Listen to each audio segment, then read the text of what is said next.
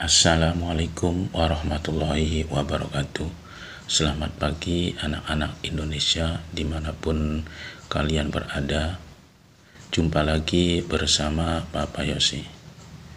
Papa doakan semoga anak-anak Indonesia dan kita semua selalu dalam keadaan sehat walafiat.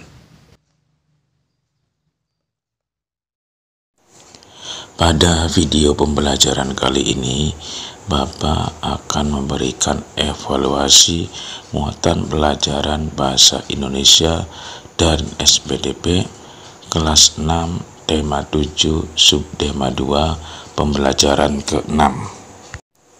Buku siswa halaman 100 sampai dengan halaman 102. Nah, sekarang anak-anak silakan kalian berlatih evaluasi menjawab pertanyaan-pertanyaan pelajaran Bahasa Indonesia dan SPDP.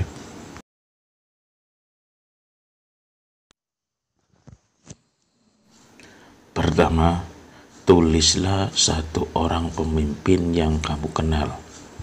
Sebutkan nilai-nilai kepemimpinan yang dimilikinya, paling sedikit 3, contoh kegiatannya, serta manfaatnya bagi orang-orang di sekitarnya.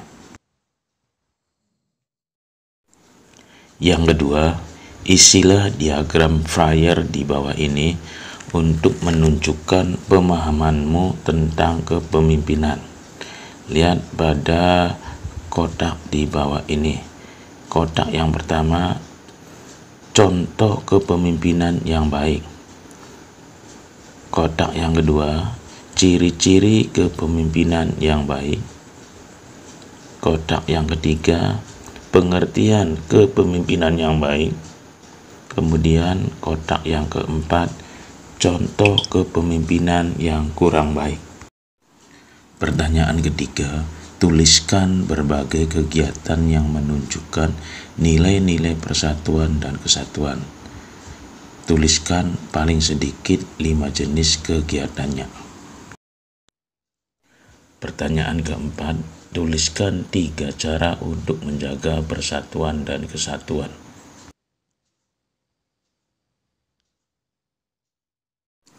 Pertanyaan kelima, apa keunikan tari Zapin dari Aceh? Pertanyaan keenam, bagaimana sikapmu jika pada saat berdiskusi ada perbedaan pendapat dengan temanmu? Baik anak-anakku, sekarang Bapak akan berikan jawaban alternatif dari pertanyaan-pertanyaan tadi. Yang pertama, tulislah satu orang pemimpin yang kamu kenal. Sebutkan nilai-nilai kepemimpinan yang dimilikinya, paling sedikit 3, contoh kegiatannya, serta manfaatnya bagi orang-orang di sekitarnya. Jawabannya, pemimpin yang saya kenal adalah ayah saya sendiri. Kemudian, nilai-nilai kepemimpinan yang dimiliki yaitu religius, disiplin, pekerja keras, toleran, humanis. Contoh kegiatannya, yang pertama, selalu berdoa dalam mengawali dan mengakhiri kegiatan, selalu mengucapkan rasa syukur dalam segala aktivitas. Yang kedua, selalu melakukan sesuatu sesuai dengan yang telah ditetapkan atau tepat waktu, tepat janji. Yang ketiga, selalu bekerja seperti tidak mengenal lelah, selalu semangat, tidak pernah mengeluh demi memberi nafkah kepada keluarga.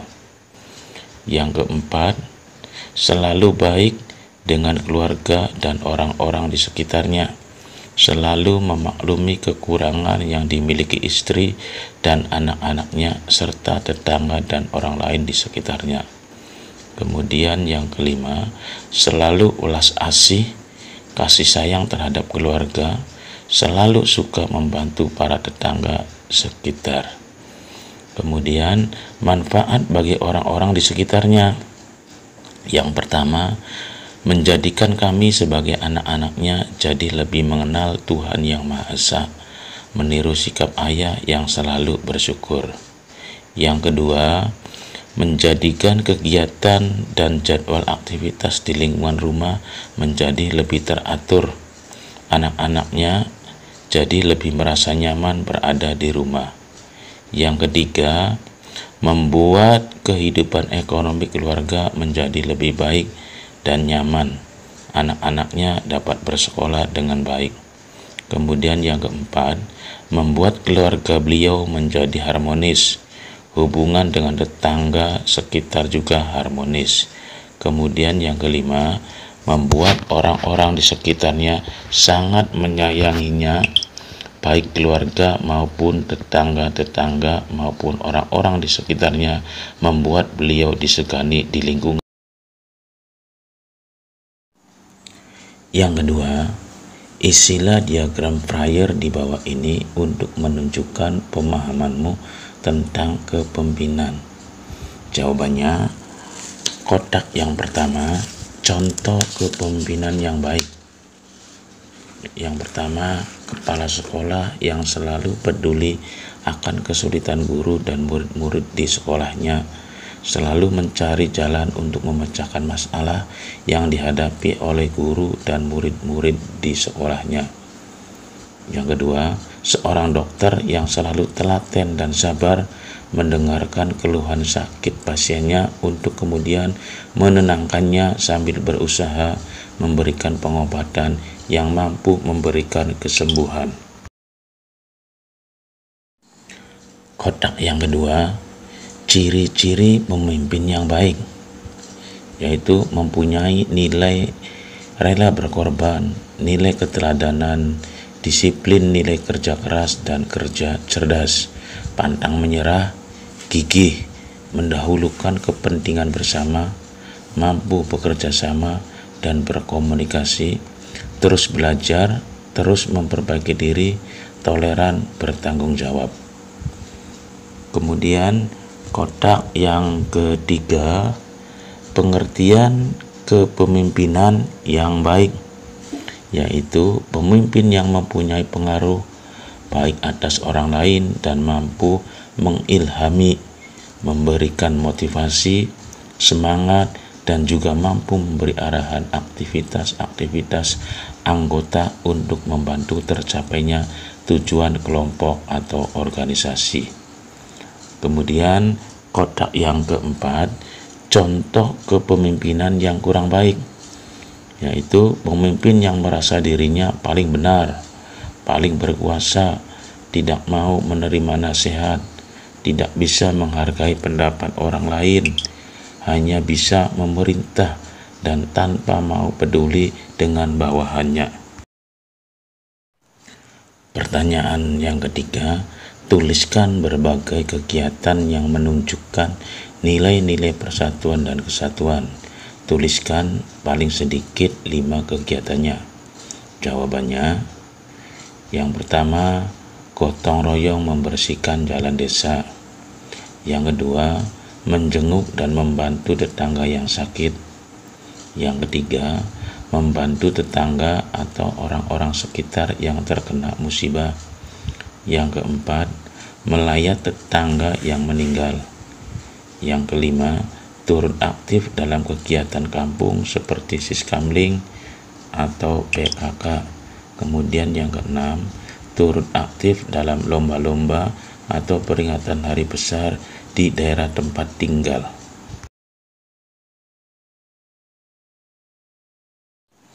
Pertanyaan keempat, tuliskan 3 cara untuk menjaga persatuan dan kesatuan. Jawabannya, yang pertama, tidak membeda-bedakan terhadap orang lain atau tidak melakukan diskriminasi. Yang kedua, menghormati perbedaan suku, agama, ras maupun golongan. Yang ketiga, mempelajari adat atau kesenian sendiri dan juga mempelajari adat atau kesenian suku lain. Yang keempat, suka menolong orang lain tanpa pandang bulu. Yang kelima, menghormati orang yang lebih tua dan menjaga atau melindungi orang yang lebih muda. Yang keenam, menghormati hak-hak orang lain serta melaksanakan kewajiban diri sendiri. Yang ketujuh, bertanggung jawab terhadap kegiatan diri sendiri yang berhubungan dengan orang lain atau orang banyak. Pertanyaan kelima, apa keunikan tari Zapin dari Aceh? Jawabannya, tarian yang mengutamakan kesatuan gerak cepat. Dengan adanya kerjasama dan kesatuan gerakan tari yang cepat, menciptakan gerakan-gerakan yang indah dan menakjubkan. Tarian ini berisi dakwah Islam, berasal dari daerah Arab dan mendapat sentuhan budaya lokal atau Indonesia sehingga makin memperindah gerakan. Pertanyaan yang keenam, bagaimana sikapmu jika pada saat berdiskusi ada perbedaan pendapat dengan temanmu? Jawabannya, memberikan kesempatan teman berpendapat tanpa menyela. Tetap sabar menunggu giliran untuk berpendapat. Memberikan penjelasan yang sistematis atau berurutan, dilakukan dengan sopan dan tetap menjunjung tinggi nilai persaudaraan dan kebersamaan tanpa menyinggung teman kita yang berbeda pendapat. Baik anak-anakku, demikianlah yang bisa Bapak berikan evaluasi pada pembelajaran kali ini. Mudah-mudahan dengan evaluasi tadi kalian punya gambaran dan agar kalian lebih belajar lebih baik lagi. Wassalamualaikum warahmatullahi wabarakatuh.